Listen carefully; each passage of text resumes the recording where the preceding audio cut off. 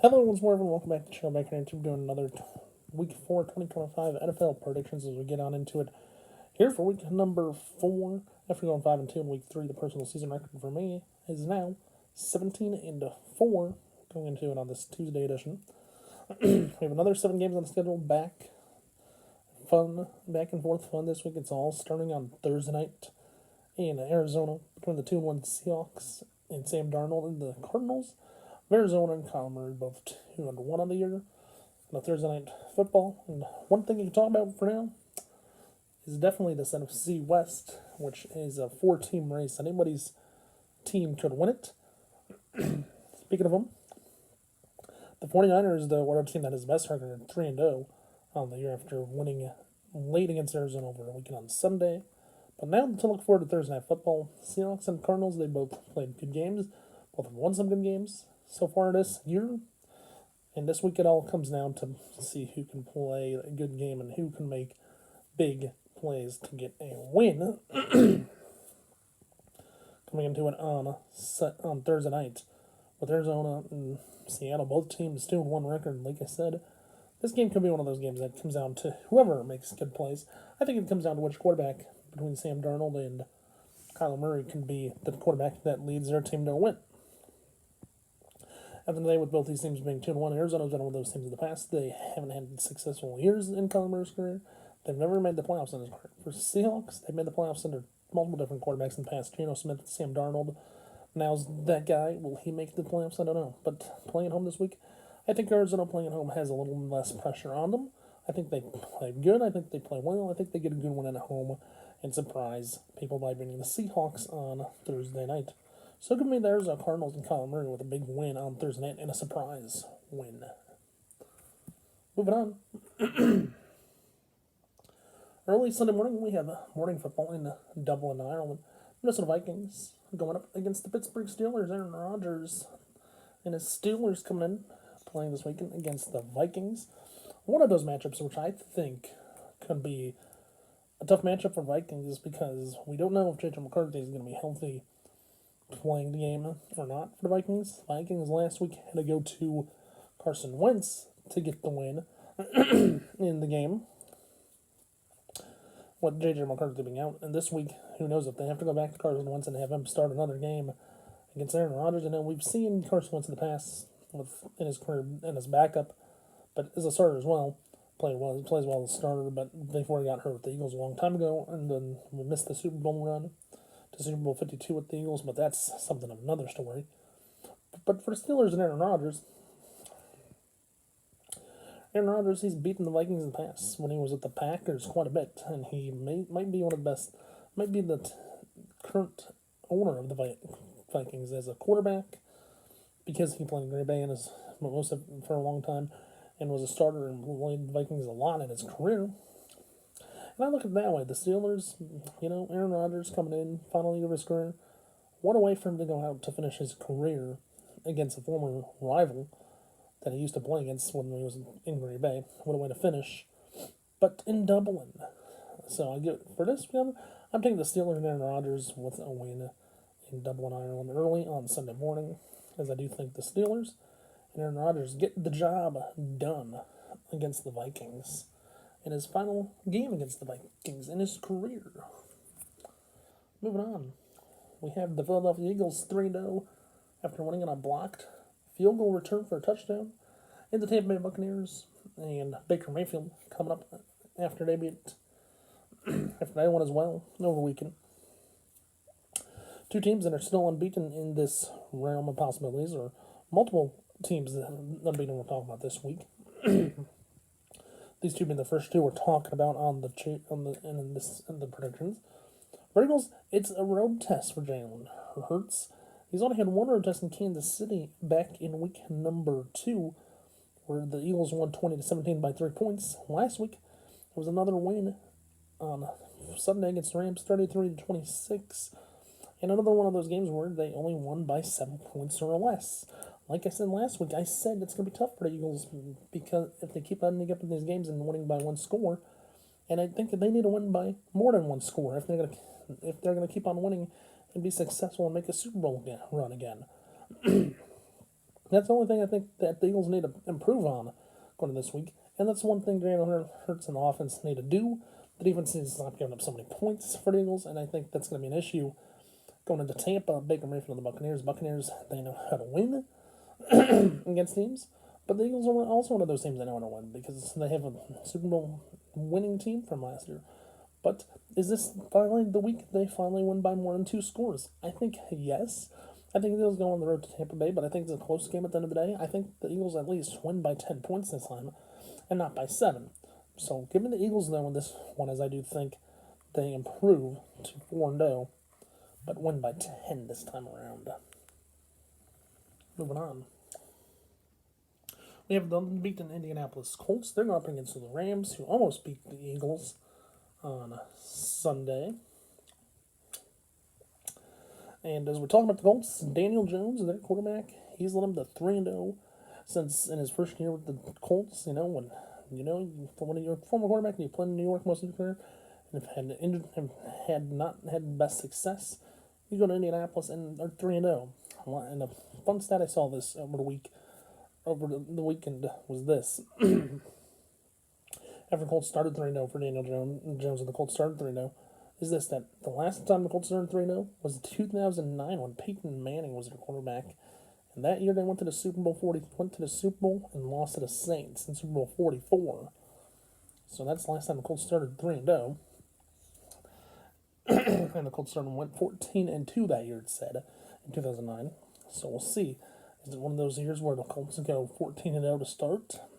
I'm not so sure Daniel Jones is that quarterback, though, to do it. This weekend is going to be a little bit of a tough test. They have to go on the road to LA to play the Rams and Matthew Stafford this weekend, which should be very interesting. But the Rams are one of those teams, even though they lost 33-26. The Rams are in an interesting position, hosting the NFC South team and the Colts, who are unbeaten. I think it's going to be a tough test for both teams. Both teams are going to be tested. I think it comes down to whether Matthew Stafford or Daniel Jones, whichever quarterback cannot make mistakes, is be the team quarterback that gets to win this one. I think the Rams pull off a big win for Matthew Stafford, and put the Colts with their first loss of the year. So give me the Rams in this one with a win on Sunday afternoon.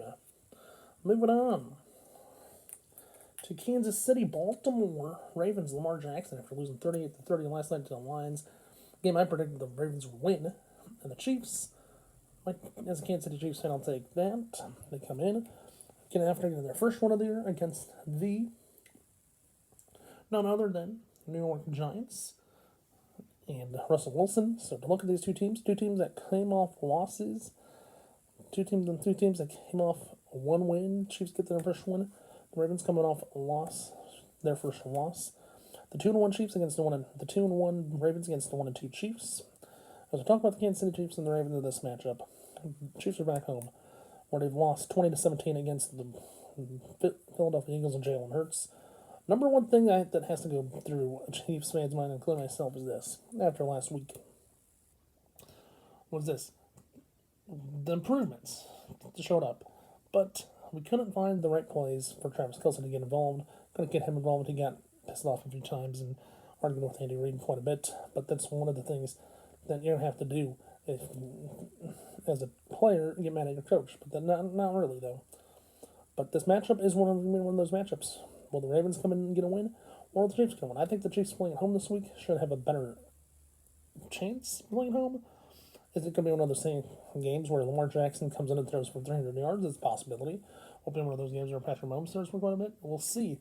The Chiefs still have issues on the offensive line, though. That's the one thing I'm concerned about. The passing game needs to improve. The running game needs to improve as well. With that being said, I think it's going to be another hard week for the Chiefs. Another game where they're going to have to be tested all throughout the game. I think it's going to be a close one. At the end of the day, I do think Patrick Mahomes and the Chiefs find a way to get the job done, but barely. But give me the Chiefs in this one, as I think Patrick Mahomes and Kansas City finally get their second win, get to 2-2, back to 500 after 4 weeks. Moving on to our Sunday night game. Sunday Night Football, Green Bay Packers. Micah Parsons, he's headed back to Dallas after the trade before week 1. Now that he's in Green Bay, he's going back to Dallas.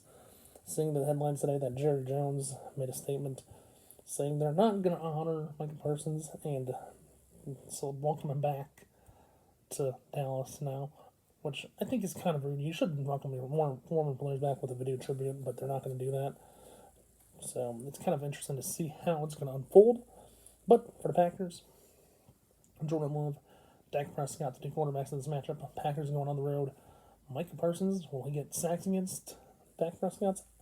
Yes, I do think that's going to happen this week after the Cowboys disappointed me in a 31-14 loss, a game I predicted them to beat the Bears, which was surprising.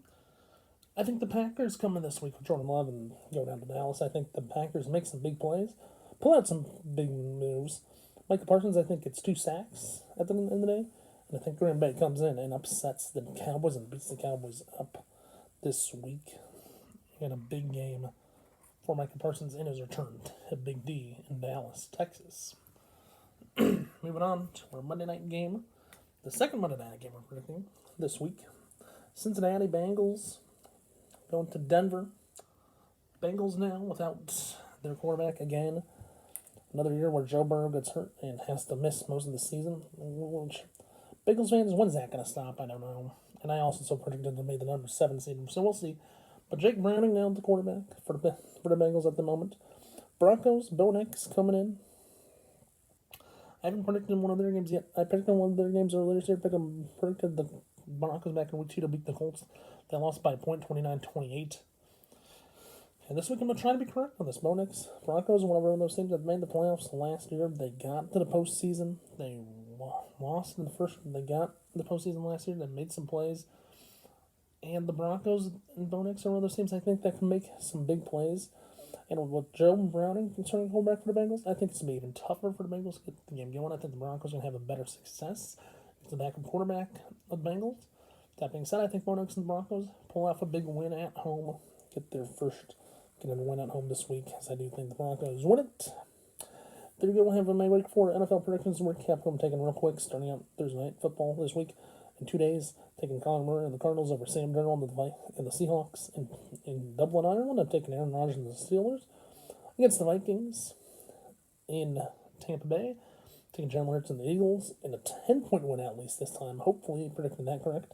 Against the Buccaneers and Baker Mayfield in LA. Taking the Rams and Matthew Stafford over the Colts and Daniel Jones. Giving the Colts and Daniel Jones their first loss. In Kansas City, I'm taking Patrick Mahomes and the Chiefs over Lamar Jackson and the Ravens.